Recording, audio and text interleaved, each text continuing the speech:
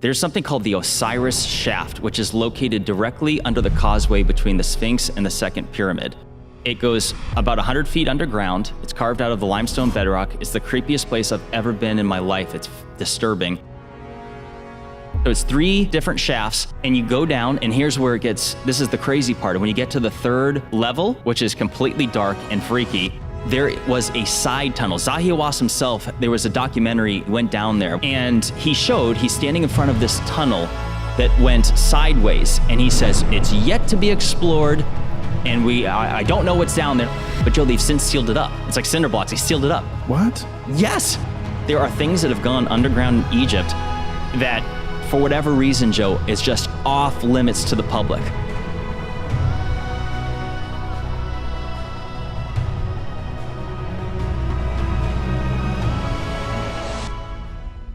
Beneath the Giza Plateau, near the Great Sphinx and pyramids, lies a mysterious structure that may reshape our understanding of ancient Egypt. Known as the Osiris Shaft, this subterranean complex challenges conventional timelines. Could it predate the pyramids? And what was its true purpose? Recent discoveries and a groundbreaking dating method have led Egyptologists to rethink what they thought they knew about this ancient civilization.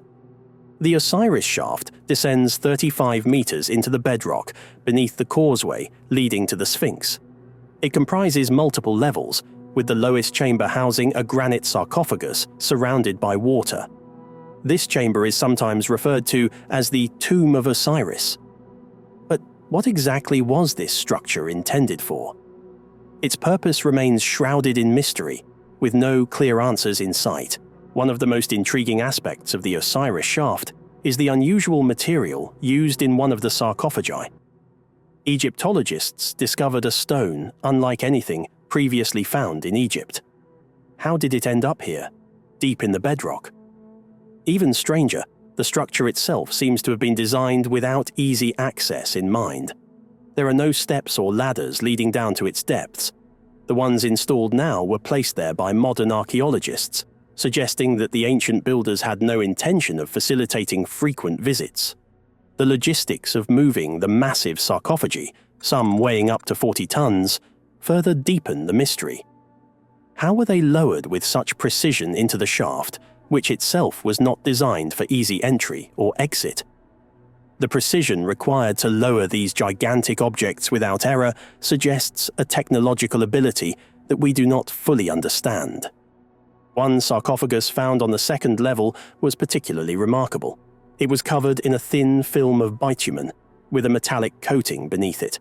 This metal, containing elements like lead and zinc, is puzzling. Why use a metallic coating inside a sarcophagus? Lead, in particular, raises questions, as it is known today for its use in radiation shielding. Could the ancient Egyptians have been aware of this? Moreover, measurements showed unusually high levels of gamma radiation inside the sarcophagus, further hinting at a function beyond burial.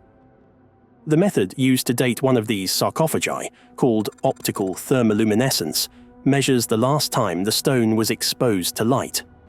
The results suggested a date as far back as 3,350 BCE, centuries before the accepted construction dates of the pyramids. This implies that the Osiris Shaft could predate the pyramids and the earliest dynasties of Egypt. What's even more curious is the material of one sarcophagus, dacite, an igneous rock not found anywhere in Egypt. In fact, after consulting with geologists, it was confirmed that there are no significant dacite deposits in Africa large enough to produce a sarcophagus of this size. This means the stone was transported from outside the continent, perhaps from Europe or the Black Sea. The logistics of transporting a 40-ton block of stone across seas and deserts remains a mystery. Why didn't the builders use locally sourced granite or basalt, which would have been far easier to acquire? This discovery challenges long-standing views on ancient Egypt's chronology. The dating method used reveals a time well before the pyramids, offering a glimpse into a distant past. Could the Osiris Shaft represent the work of a forgotten civilization, one whose achievements have been lost to time? As we explore the depths of the shaft, more questions emerge. Was the shaft's design deliberate, meant to preserve the dead using unknown methods? Could the high radiation levels within the sarcophagi have played a role in ancient preservation techniques? The builders of this structure may have known things we have yet to uncover. As archaeologists delve deeper into the Osiris Shaft, they challenge established notions of ancient Egypt. On the third and deepest level, a stone island surrounded by water holds yet another granite sarcophagus. This time, the sarcophagus is made of granite, a material more common in Egyptian structures. However, its location deep underground and surrounded by water raises further questions. This sarcophagus dates to around 2370 BCE, placing it in the Old or Middle Kingdom. Interestingly, the design of the third level seems to be a later addition to the shaft, suggesting the site may have been used and modified over centuries. If true, this means the Osiris Shaft was considered important long before the time of the pyramids. One of the most intriguing features of the third level is the water system. A meticulously shaped canal surrounds the chamber, and the water level appears to be maintained at a precise depth. How did the builders engineer such a system over 100 feet underground? The bedrock in this area is solid, making natural water leaks unlikely.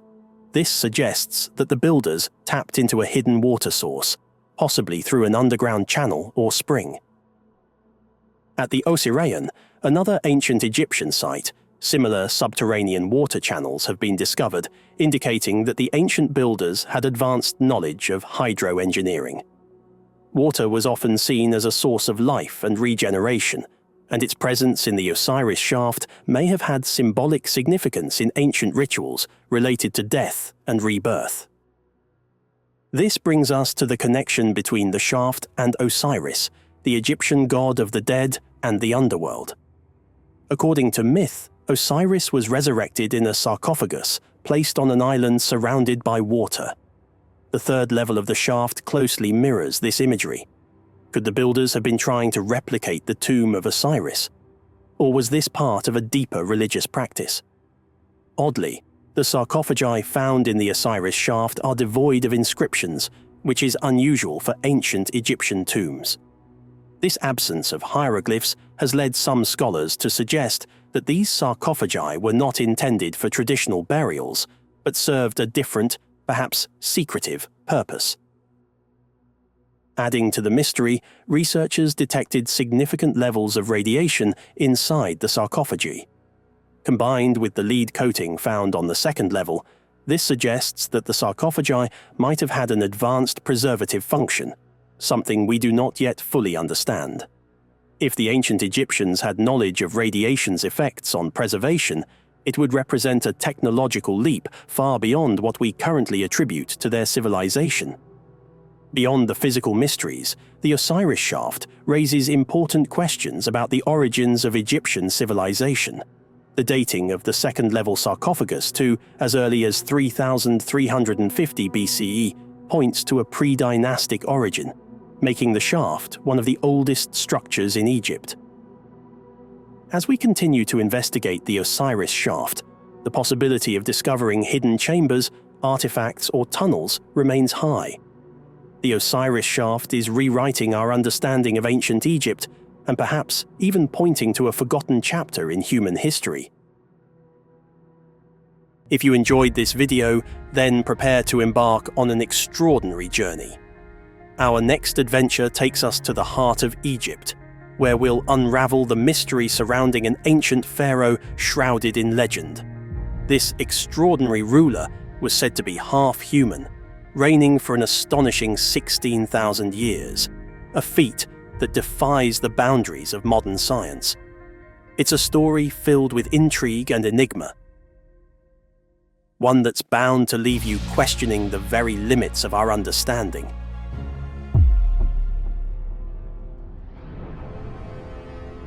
Thoth talks in the Emerald Tablets about being able to go into these halls of Amenti where he had rejuvenation chambers, which is what I believe is the Serapeum in Saqqara.